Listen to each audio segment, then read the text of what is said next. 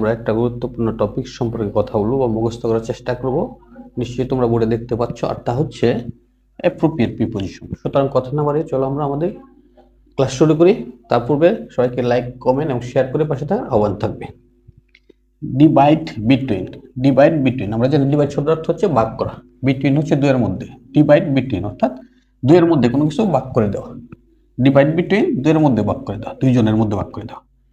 তারপর হচ্ছে divide among. Divide among, ডিভাইডের সাথে যখন অ্যামং ব্যবহার করি তখন এটা হচ্ছে অনেকের মধ্যে ভাগ করে দেওয়া। দুইয়ের অধিক, 5 জন, 20 জন, 30 জন হতে পারে।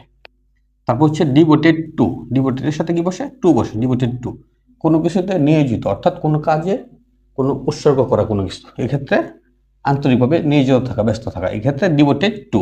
ডিভোটেড টু, কোনো কিছুতে নিয়োজিত। তারপর হচ্ছে কমিউনিকেট উইথ। কমিউনিকেট উইথ, কারোর সাথে যোগাযোগ করা। কমিউনিকেট উইথ, কারোর সাথে যোগাযোগ করা। Because of.